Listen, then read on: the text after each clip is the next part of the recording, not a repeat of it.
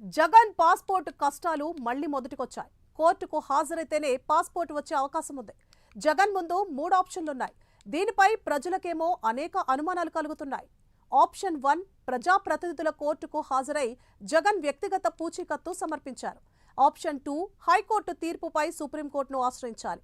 ఇక option 3 London పర్యటన విరమించుకోవాలి. 5 ఏళ్ల పాస్పోర్ట్ కోసం పట్టుబడడం వెనుక జగన్ వ్యూహంపై ప్రజలకు అనేక అనుమానాలు కలుగుతున్నాయి. జగన్ బెయిల్పై బయటకొచ్చి ఈ నెలాఖరుకు 11 ఏళ్లు పూర్తవుతోంది.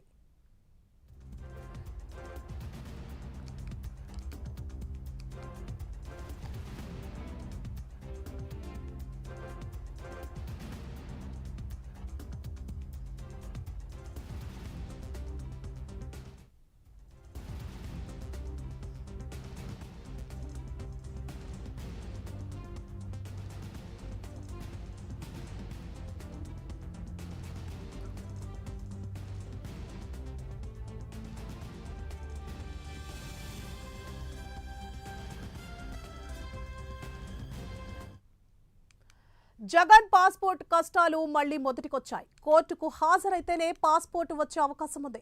జగన్ ముందు 3 ఆప్షన్లున్నాయి. దీనిపై ప్రజలకేమో అనేక అనుమానాలు కలుగుతున్నాయి. ఆప్షన్ 1 ప్రజాప్రతినిధుల కోర్టుకు హాజరై జగన్ వ్యక్తిగత పూచీకత్తు సమర్పించారు. ఆప్షన్ 2 హైకోర్టు తీర్పుపై సుప్రీంకోర్టును ఆశ్రయించాలి. ఇక ఆప్షన్ 3 లండన్ పర్యటన విరమించుకోవాలి. 5 ఏళ్ల పాస్పోర్ట్ కోసం పట్టుపట్టడం వెనుక జగన్ వ్యూహంపై ప్రజలకు అనేక అనుమానాలు కలుగుతున్నాయి. జగన్ బెయిల్పై బయటకొచ్చి ఈ నెలాఖరుకు 11 ఏళ్లు పూర్తి కానుంది. ఇప్పుడు బెయిల్ రద్దయ్యే ఛాన్స్ ఉంది. అందుకే జగన్ లండన్ ట్రిప్కు వెళుతున్నారని ప్రజలకు అనుమానం కలుగుతోంది. ఇప్పటికే ఒక్కొక్కరుగా ముఖ్య నేతలు అరెస్ట్ అవుతున్నారు. జగన్ మరికొన్ని కేసుల్లో ఇరుక్కునే ఛాన్స్ ఉంది. అందుకే లండన్ను సేఫ్ ప్లేస్ చేసుకునే ఛాన్స్ ఉందని ప్రజలకు అనుమానం కలుగుతోంది.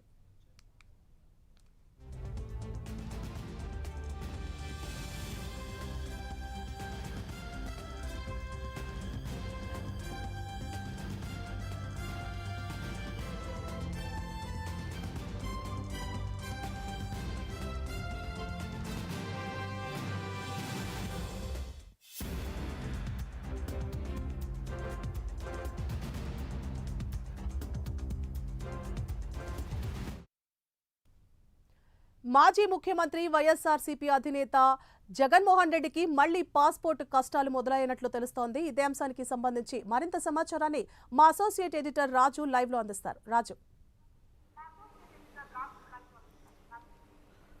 రైట్ సువర్ణ, మొత్తం మీద వైఎస్ జగన్మోహన్ రెడ్డికి పాస్పోర్ట్ కష్టాలు తప్పడం లేదని తెలుస్తోంది. ఎస్పెషల్లీ ఆయనకి 1 సంవత్సరం పాటు పాస్పోర్ట్ను రెన్యువల్ చేయండి అని చెప్పేసి ప్రజాప్రతినిధుల కోర్టు ఇచ్చినటువంటి ఆదేశాలు ఏవైతే ఉన్నాయో వాటి మీద జగన్మోహన్ రెడ్డి హైకోర్టుకి అప్పీల్కి వెళ్ళారు. అయితే హైకోర్టుకి అప్పీల్కి వెళ్ళడం వెనక 1 సంవత్సరం పాస్పోర్ట్ అనేటటువంటి వ్యవహారం పక్కన పెడితే అక్కడ పెట్టినటువంటి షరతులకు ఆయన అంగీకరించక ఆయన ఎగో హర్ట్ అవుతుందనేటటువంటి ఉద్దేశంతో ఆయన ప్రజాప్రతినిధుల కోర్టుకు వెళ్లకుండా హైకోర్టుగా అప్పీల్కి వెళ్ళినట్టు తెలుస్తోంది. ఇందులో కింది కోర్టు అంటే ప్రజాప్రతినిధుల కోర్టు ఇచ్చింది ఏంటి అంటే గతంలో అంటే దాదాపుగా 10 ఏళ్ళుగా ఉన్నటువంటి ఒక కేసుకి సంబంధించి ఇప్పటి వరకు కూడా కోర్టుకు హాజరు కాలేదు కాబట్టి సో ఇప్పుడు ఎన్ఓసి కావాలి అంటే కోర్టుకు హాజరై 20,000 రూపాయల పూచీకత్తును వ్యక్తిగత పూచీకత్తును సమర్పించి ఎన్ఓసి తీసుకోండి అని చెప్పేసి కోర్టు చెప్పింది. అయితే కోర్టుకు వెళ్ళడం ఇష్టం లేనటువంటి జగన్మోహన్ రెడ్డి ఆ షరతులకు అంగీకరించకుండా ఆయన హైకోర్టుకు వెళ్ళారు. హైకోర్టుకి వెళ్ళినటువంటి నేపథ్యంలో జగన్మోహన్ రెడ్డి తరపున వాదించినటువంటి పొన్నవోలు సుధాకర్ రెడ్డి ఒక రకంగా చెప్పాలంటే అక్కడ జగన్మోహన్ రెడ్డి ఇరికించారు. ఎందుకంటే ఆ కేసుకు సంబంధించి అసలు జగన్మోహన్ రెడ్డికి సమాచారమే లేదు, ఆయనకి తెలియదు, మర్చిపోయాడని చెప్పేసి చెప్పినటువంటి పరిస్థితి. అయితే అఫిడవిట్లు అంటే 2019లో జరిగినటువంటి ఎన్నికల అఫిడవిట్లో కావచ్చు, 2024లో జరిగినటువంటి ఎన్నికలకు సంబంధించినటువంటి అఫిడవిట్లో ఈ 2 అఫిడవిట్లో కూడా ఈ కేసుకు సంబంధించిన వివరాలను జగన్మోహన్ రెడ్డి చూపించాడు. అయితే ఇవన్నీ కూడా లేవు అని చెప్పేసి పొన్నవోలు సుధాకర్ రెడ్డి హైకోర్టు తప్పుదారి పట్టించారు. అంతేకాకుండా జగన్మోహన్ రెడ్డిని ఒక రకంగా అక్కడ ఇరికించినటువంటి సిచ్యువేషన్. సో దాన్ని పక్కన పెడితే ఇప్పుడు ఎస్పెషల్లీ జగన్మోహన్ రెడ్డికి సంబంధించినటువంటి ఈ పాస్పోర్ట్ వ్యవహారం ఏదైతే ఉందో దీని మీద హైకోర్టు నిన్న కొన్ని ఉత్తర్వులు జారీ చేసింది. ఇందులో ఎస్పెషల్లీ జగన్మోహన్ రెడ్డికి 5 ఏళ్ల పాటు పాస్పోర్ట్ని రెన్యువల్ చేయాలని చెప్తూనే కింది కోర్టు అంటే ప్రజాప్రతినిధులు కోర్టు పెట్టినటువంటి షరతులు ఖచ్చితంగా అంగీకరించాల్సిందే. ఎందుకంటే కింది కోర్టుకు వెళ్ళి వ్యక్తిగత పూచీకత్తును సమర్పించాల్సిందే అని చెప్పేసి హైకోర్టు డైరెక్షన్ ఇచ్చినటువంటి పరిస్థితి. సో దీంతో ఇప్పుడు జగన్మోహన్ రెడ్డి ముందు 3 ఆప్షన్స్ కనిపిస్తున్నాయి. అందులో మొదటి ఆప్షన్ వచ్చేసి ప్రజాప్రతినిధుల కోర్టుకు వెళ్ళి వ్యక్తిగతంగా హాజరై 20,000 రూపాయల పూచీకత్తును అక్కడ సమర్పించి ఆ తర్వాత అక్కడ నుంచి పాస్పోర్ట్ పొందడం మొదటి ఆప్షన్. ఇక రెండో ఆప్షన్ వచ్చేసి హైకోర్టు ఇచ్చినటువంటి తీర్పు మీద కూడా అప్పీల్కి సుప్రీంకోర్టుకి వెళ్ళడం. సో కోర్టుకు నేను హాజరు కాను, కానీ నాకు మాత్రం పాస్పోర్ట్ కావాలని చెప్పేసి సుప్రీంకోర్టుకి వెళ్ళేటటువంటి పరిస్థితి. ఇక మూడో ఆప్షన్ విషయానికి వస్తే అసలు లండన్కి వెళ్ళడమే వాయిదా వేసేసుకొని పాస్పోర్ట్ లేకుండా ఖాళీగా ఉండడం. ఈ 3 ఆయన ముందున్నటువంటి ఆప్షన్స్. అయితే ఇక్కడ కొన్ని అనుమానాలు కూడా వ్యక్తమవుతున్నాయి. ఎస్పెషల్లీ జగన్మోహన్ రెడ్డి 5 ఏళ్ల పాటు పాస్పోర్ట్ ఎందుకు అడిగారు అంటే 1 ఇయర్ ఇచ్చినప్పుడు కూడా 5 ఏళ్ళు కావాలని పట్టుబట్టడం వెనక ఉన్నటువంటి వ్యూహం ఏంటి అనేటటువంటి దాని మీద అటు అధికార పార్టీకి సంబంధించిన కొంతమంది నాయకులు తీవ్ర ఆగ్రహం వ్యక్తం చేస్తున్నారు. అంటే జగన్మోహన్ రెడ్డి లండన్కి వెళ్ళి అక్కడ సెటిల్ అవ్వాలనేసి అనుకుంటున్నారు, మళ్ళీ ఇక్కడికి తిరిగి రాకుండా, అందుకే 5 ఏళ్ల పాటు పాస్పోర్ట్ రెన్యువల్ కావాలని చెప్పేసి అడిగాడు అని చెప్పేసి కొన్ని అనుమానాలు వ్యక్తం చేస్తున్నారు. మరోపక్క ఈ వ్యవహారానికి సంబంధించి జగన్మోహన్ రెడ్డి కోర్టుకి హాజరు కాకపోవడం వెనక కూడా కొన్ని అనుమానాలు వ్యక్తమవుతూ ఉన్నటువంటి సిచ్యువేషన్ ఉంది. ఇందులో ఈ నెలాఖరికి అంటే ఇప్పటికే జగన్మోహన్ రెడ్డి 11 సంవత్సరాలుగా బెయిల్ మీద ఉన్నాడు. అంటే ఆయన మీద ఉన్నటువంటి కేసులకు సంబంధించి 11 సంవత్సరాలుగా బెయిల్ మీద ఉన్నాడు. ఆ బెయిల్ ఈ నెలాఖరికి 11 సంవత్సరాలు పూర్తవుతూ ఉన్నటువంటి నేపథ్యంలో ఇప్పటికే రఘురామకృష్ణరాజు సుప్రీంకోర్టులో ఒక కేసు కూడా గతంలో దాఖలు చేశారు. ఏంటంటే జగన్మోహన్ రెడ్డికి ఉన్నటువంటి బెయిల్ని రద్దు చేయాలని చెప్పేసి.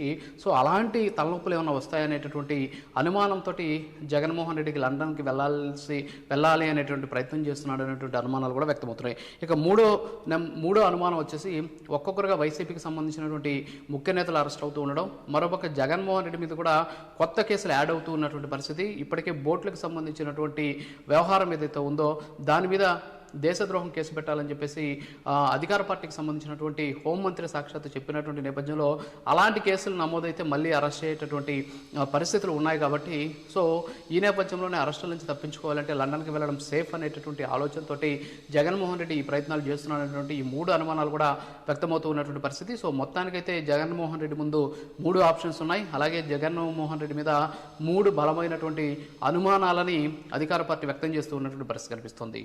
స్వర్ణ రాజు, అయితే రెండో ఆప్షన్ అయిన సుప్రీంకోర్టుకి అంటే హైకోర్టు ఇచ్చిన తీర్పును సుప్రీంకోర్టులో అప్పీల్ చేసుకుంటే కనుక సుప్రీంకోర్టు పాస్పోర్ట్ ఇచ్చే అవకాశాలు ఉంటాయా? అక్కడ కూడా కోర్టుకు హాజరవ్వాల్సిన అవసరం ఉంటుందా?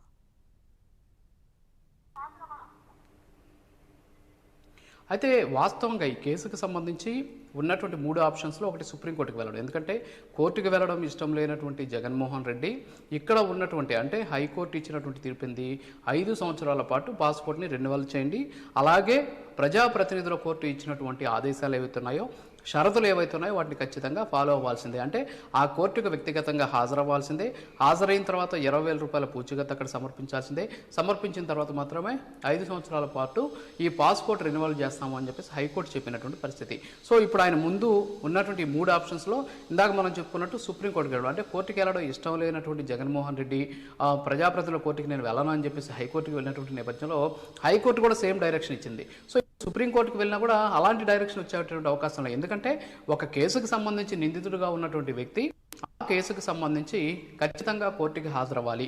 అయితే ఈయన కోర్టుకి హాజరు కాకుండా తనకున్నటువంటి అడ్డం పెట్టుకొని బిజీ షెడ్యూల్లో నేను రాలేకపోతున్నా అని చెప్పేసి చెబుతున్నటువంటి నేపథ్యంలో కనీసం ఒక నిందితుడిని ఇప్పటివరకు కూడా కోర్టులో ఉన్నటువంటి సిచ్యువేషన్ నేపథ్యంలో అక్కడ ఉన్నటువంటి న్యాయమూర్తి ఏ విధమైనటువంటి తీర్పు అంటే షరతులు పెట్టడం అనేది నిజంగా ఆనవాయితీ. ఎందుకంటే ఎవరైతే నిందితుడు ఉంటాడో నిందితుడు అనేటువంటి వ్యక్తి తన మీద ఒక ఖచ్చితంగా కోర్టుకి హాజరు కావాలి. సో అదే విషయం ఉన్నటువంటి ప్రజాప్రతినిధుల కోర్టు చెప్పింది. ఆ ప్రజాప్రతినిధుల కోర్టు షరతుని అక్కడ ఉన్నటువంటి కోర్టులకు ఉన్నటువంటి ప్రాధాన్యాన్ని కాపాడాలి. కాబట్టి హైకోర్టు 5 సంవత్సరాలకు అవసరమైనటువంటి మీరు అడుగుతున్న 5 సంవత్సరాలకు అవసరమైనటువంటి పాస్పోర్ట్ని రెన్యువల్ చేస్తాం. అయితే మీరు కోర్టు కేసు ఉంది కాబట్టి కోర్టుకి వెళ్ళలేదు కాబట్టి సో ఇప్పుడు వెళ్ళండి, అక్కడ వెళ్ళి వ్యక్తిగతంగా హాజరై 20,000 రూపాయల పూచీకత్తు కట్టి వెళ్ళండి అని చెప్పినటువంటి పరిస్థితి. మరి ఈ నేపథ్యంలోనే అసలు వెళ్ళడం ఇష్టం లేనటువంటి జగన్మోహన్ రెడ్డి అవసరమైతే హైకోర్టులో వచ్చినటువంటి తీర్పును కూడా సవాల్ చేస్తాయినా సుప్రీంకోర్టుకు వెళ్ళేటువంటి అవకాశం ఉన్నాయి. సుప్రీంకోర్టుకు వెళ్ళినా కూడా సుప్రీంకోర్టు కూడా డైరెక్షన్స్ అని చెప్పేసి న్యాయ నిపుణులు చెబుతూ ఉన్నటువంటి పరిస్థితి కనిపిస్తుంది. స్వర్ణ రైట్, థ్యాంక్ యూ రాజు.